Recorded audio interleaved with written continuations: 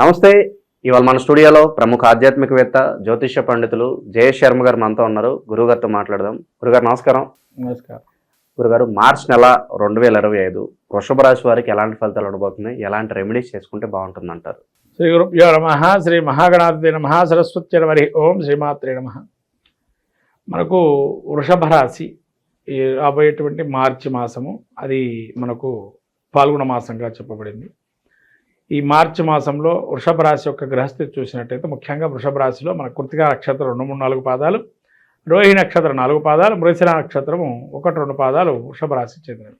ఈ వృషభ రాశి యొక్క గ్రహస్థితి చూస్తే జన్మస్థ గురువు, ద్వితీయంలో కుజుడు వక్రి, అట్లనే పంచమంలో కేతువు, వీరికి ఈ యొక్క దశమ స్థానం తదుపరైనటువంటి శని, ఏకాదశంలో రవి 14వ తారీఖు నుంచి, అట్లాగే బుధుడు వక్రి ఉండడము 13వ తారీఖు నుంచి, శుక్రుడు వక్రి 18వ తారీఖు నుంచి, మళ్ళీ అట్లానే రాహు కూడా అదే క్షేత్రంలో ఉండడం. ఈ యొక్క గ్రహస్థితి చూసినట్టయితే ముఖ్యం మనం ఇక జన్మస్థ గురువు, ఈ జన్మస్థ గురువు అనేటువంటిది వీళ్ళకి కొద్దిగా ఇబ్బందికరమైన వాతావరణంగా ఉంటుంది. ఎందుకంటే జన్మగురువు అనేటువంటిది కొంత వైరాగ్యాన్ని కానీ, భక్తి బలం కానీ, లేకపోతే ఏదో చింతనా భావన ఉండటం కానీ అది జరుగుతుంటుంది. కానీ ఏకాదశంలో వీళ్ళకి ముఖ్యంగా శుక్రుడు వక్రించినటువంటి స్థితి ఏదైతే ఉందో కొంతవరకు అవయోగాన్ని ఇచ్చే అవకాశం ఉంటుంది, ఉచ్చస్థితిలో ఉన్నాడు కానీ బుధుడు మళ్ళీ యోగప్రదుడుగా ఉన్నాడు. ఇక్కడ వీళ్ళకి తెలివితేటలు కానీ, మార్పులు కానీ, బుద్ధిబలాన్ని కానీ అటువంటివన్నీ కూడా ప్రదర్శిస్తే వాళ్ళకు సానుకూలం చేసుకుంటారు ఏ పన్నైనా కానీ. అట్లాంటి స్థితి ఉంది వృషభ రాశి వారికి. మళ్ళీ ఇక్కడ వీళ్ళకి రవి కూడా రాబోయే సమయంలో వీళ్ళకి ఏకాదశంలో రవి సంచారం వల్ల ఆరోగ్యము, తర్వాత తండ్రి యొక్క ఆస్తుల్లో కానీ కొన్ని విషయాలు ఏదైతే అవన్నీ ఒక కొలిక్కి రావటము, తర్వాత తండ్రి గారికి మంచిగా కలిసి రావటము, శిశువు ఒక ఉంటే కనుక, జన్మించి ఉంటే కనుక. అట్లాగే వీరికి ద్వితీయంలో కుజుడు వక్రే ఉన్నాడు కాబట్టి, జన్మస్థానంలో కుజుడు ఉన్నాడు కాబట్టి కొంత వాతావరణం ఆరోగ్యం కానీ, ఉష్ణ శరీరంగా మారటం, ఉన్నట్టుండి వేడి రావటము, తద్వారా తలనొప్పులు లాంటివి, చిన్న చిన్న భుజాల నొప్పులు లాంటివి వచ్చే అనారోగ్య సూచనలు మాత్రమే ఉన్నాయి. మిగతా ధనలాభాలు బాగున్నాయి. వాళ్ళు మనిషితో మాట్లాడేటప్పుడు వీళ్ళు చాలా నేర్పుగా మాట్లాడటం వల్ల వాడు శత్రువుగా ఉన్నవాడు కూడా మిత్రువుగా మారటం, అలాంటిది చాలా మంచి పరిస్థితి ఉంది. పంచమంలో కేతు ఉండటం వల్ల కొద్దిగా సమయంలో వీళ్ళు వెళ్ళే సమయం ఆచితూచి వెళ్ళటం, సమయం మనకి ఇప్పుడు మంచిదా కాదా, బయటికి వెళ్దాం, మనం ఒక పని మీద వెళ్తున్నాం, ఆ పని అవుతుందా లేదా ఒకసారి చెక్ చేసుకోవటం అనేది మంచిది. తర్వాత పంచమంలో కేతు కొద్దిగా స్థితి వీళ్ళకి ఉండే పిల్లలు ఎవరైతే ఉంటారో పిల్లలు కొద్ది వరకు స్తబ్దుగా ఉంటారు, లేదా చదువుకున్నట్టుగా భావం చేసి ఇంకో ధోరణిగా ఉండటం, అలా కూడా ఇబ్బందులు పడే అవకాశం ఉంటుంది.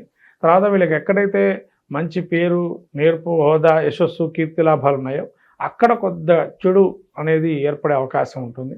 అంతవరకే తప్ప మిగతా అన్నీ బాగున్నాయి.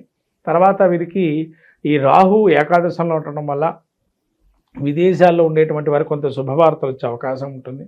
తర్వాత వీరికి ఇంకా ఈ కుజుడు కూడా జన్మస్థంలో ఉండడం వల్ల కొంత ఇబ్బందులు, అనారోగ్య సూచనలు మాత్రమే వీళ్ళకు ఉన్నాయి, కానీ మిగతా అన్నీ కూడా బాగున్నాయి. శని కూడా వీళ్ళకి దశమం నుండి ఏకాదశంలో మారుతున్నాడు కాబట్టి దీర్ఘకాలికంగా సమస్యలుగా ఏమైనా ఉన్నాయో అవన్నీ పరిష్కారం కానీ ఒక కొలిక్కి వచ్చే అవకాశం ఉంటుంది. తర్వాత నూతన గృహప్రవేశాదులు అటువంటి వాళ్ళు చేసే అవకాశం ఉంది, గృహారంభాలు కానీ. తర్వాత వివాహం కానిటువంటి స్త్రీ పురుషాదులకు కూడా వివాహానికి యోగ్యమైనటువంటి కాలంగా కూడా గోచరిస్తుంది మార్చి మాసం. నిరుద్యోగుల పరిస్థితి ఏంటి గురుగారు? వీళ్ళ పరిస్థితి ఎలా ఉంటుంది? జాబ్ రావడానికి ఎంతకాలం పడుతుంది? ఉద్యోగులకు కూడా కొద్దిగా మే తర్వాత నుంచి బాగా ఉంటుంది, అప్పట్లో కొద్దిగా ఇబ్బందిగా ఉంటుంది. ప్రయత్నం మాత్రం మానకండి, ప్రయత్నం చేస్తుంటే ఖచ్చితంగా ప్రయత్నపూర్వకంగా. వ్యాపారస్తుల పరిస్థితి ఏంటంటారు? ఎలాంటి వ్యాపారాలు బాగా కలిసి వచ్చే అంశం అంటారు? వ్యాపారంలో వీళ్ళకి విదేశీ సంబంధమైన వ్యాపారాలు కానీ, లేదా విదేశాలకు ఎక్స్పోర్ట్ దిగుమతులు చేసే వ్యాపారం కానీ, తర్వాత వీళ్ళకి సర్జికల్స్కి సంబంధించిన ఆపరేషన్ థియేటర్ కానీ, వైద్య రంగంలో నిపుణులు కానీ వాళ్ళకి బాగా యోగదాయకంగా ఉంటుంది వృషభ రాశి వారికి. తర్వాత కోర్టు వ్యవహారాల్లో ఏదైతే ఉంటుందో ఆ కోర్టు వ్యవహారాల్లో చేసే వాళ్ళకు కూడా జయంగా గోచరించే అవకాశం ఉంటుంది. సినీ రాజకీయ ప్రముఖులకు ఎలా ఉండబోతున్నాయి మాసం? ఈ యొక్క రాజకీయ ప్రముఖులకు చూసినట్టయితే కొంతవరకు వీళ్ళకి స్తబ్దుగా వాతావరణం ఏదైతే కనబడుతుందో వీళ్ళ చతురతతో వాళ్ళని ఆకట్టుకునే శక్తి సామర్థ్యం ఉంటుంది కాబట్టి మంచి ఫలితాలే ఉన్నాయి. ఇక రాజకీయ ప్రముఖులు కావచ్చు, సినీ ప్రముఖులు కావచ్చు, వీళ్ళ గ్లామర్ ఏదైతే ఉందో అది కొంతవరకు వీళ్ళకి అవకాశాలు కూడా వచ్చే అవకాశం ఎక్కువగా మెండుగా ఉన్నాయి. కాబట్టి ఆ మొత్తం మీద వృషభ రాశికి వారికి రాబోయే కాలం అద్భుత కాలంగా గోచరిస్తుంది.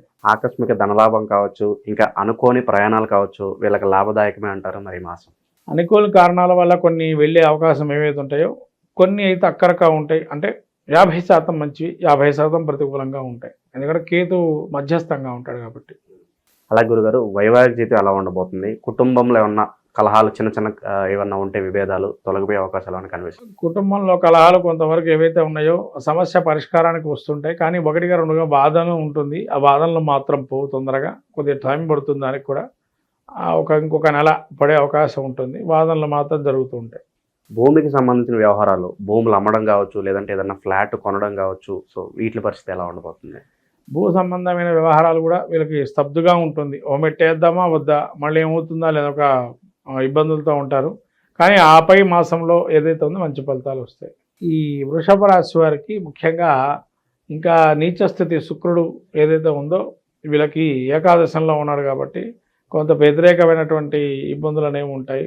ఏ పనులు మొదలుపెట్టా స్తబ్దుగా ఉండడము, లేదా ఖర్చులు అధికంగా కావటము, లేదా వాళ్ళు చెప్పిన మాట ఇంట్లో వాళ్ళు చెప్పిన మాట వినటం, వాళ్ళ వల్ల తగాదులు రావటం, ఇవన్నీ కూడా కొన్ని అవకాశాలు ఉన్నాయి.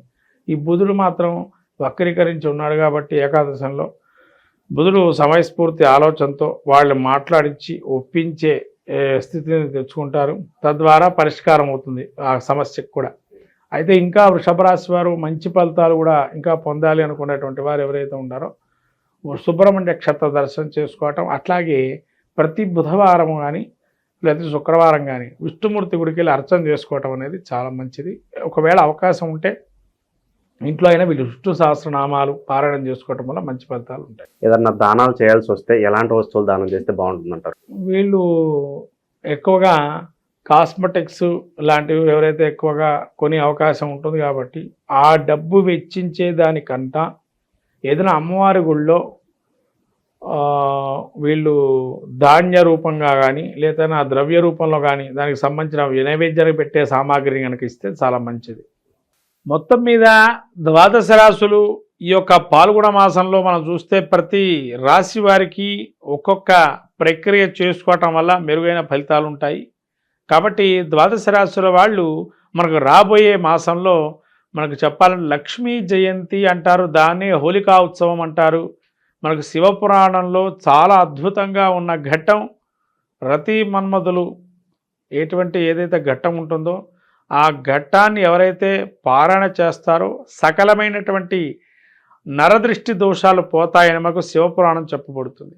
కాబట్టి శివపురాణం మనకు ఏదైతే ఉందో అందించిందో కామదహనాన్ని ఏదైతే చేస్తారో ఆ మనకుండేటువంటి కీడుని మొత్తం కూడా దాన్ని తొలగింపజేసేటువంటి ఆ విభూతిని కనుక పెట్టి దానికి ప్రదక్షిణాలు చేసుకొని తద్వారా మనకు సంతానాన్ని కానీ మనకు కానీ మంచి కలగాలని ప్రతి విషయంలోనూ కూడా మనకు మంచి అనుభూతులను ఇవ్వాలని కోరుకోవడానికి ప్రయత్నం చేయండి. కామదహనంలో పాల్గొనండి. అట్లానే లక్ష్మీ జయంతి రోజున ఎవరైతే పౌర్ణమి వేళ జరుగుతుంది ఈ లక్ష్మీ జయంతి రోజు అమ్మవారికి కమలా పూలతో అర్చన చేసుకోవటం, తామర గింజలతో జపం చేయటం, తామర గింజలతో హోమం చేయటం, తేనెతో అమ్మవారికి అభిషేకం చేయటం లక్ష్మీ జయంతి రోజు చాలా అద్భుతంగా ఉంటుంది. ఈ యొక్క ప్రక్రియలు చేయండి. ఇంకా పాల్గొన మాసంలో నరసింహ క్షేత్రాలు దర్శనం చేసుకోవటం వల్ల స్వామివారి తిరునక్షత్రంగా చెప్పబడింది కాబట్టి ఈ నరసింహస్వామికి ప్రత్యేకంగా ఈ పాల్గొన మాసంలో అద్భుతంగా బ్రహ్మోత్సవాలు అనేక రకాలుగా జరుగుతుంటే ప్రతి ప్రసిద్ధ క్షేత్రాల్లో ఆ క్షేత్ర దర్శనం చేసుకొని సాక్షాత్తు లక్ష్మీనారాయణ స్వరూపమైన నృసింహస్వామి యొక్క అనుగ్రహాన్ని పొంది సకల విజయాలు సాధించడానికి